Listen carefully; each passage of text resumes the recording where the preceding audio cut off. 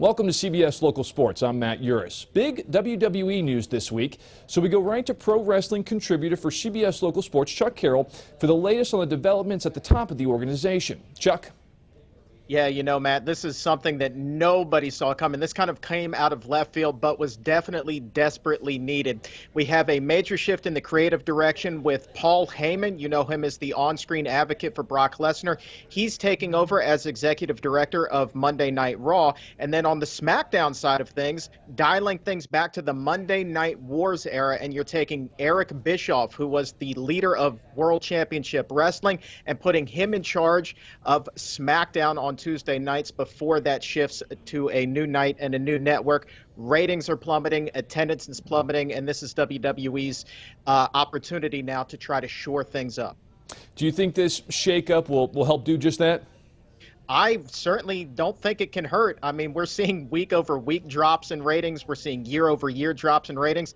And attendance at last week's Stomping Grounds pay-per-view was almost at a record low.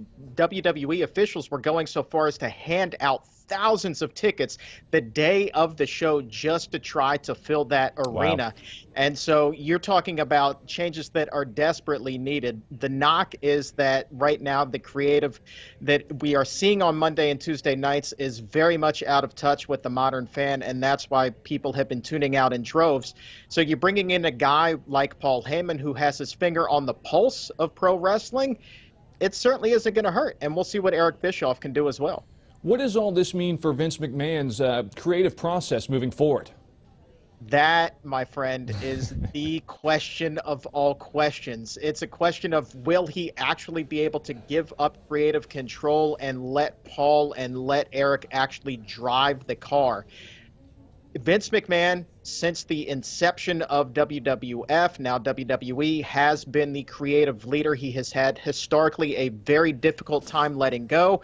And so really, time is only going to tell what this means for the creative process. Hopefully, we're going to see things change for the better, but who really knows? As always, Chuck, thanks for joining us with the latest. Appreciate it.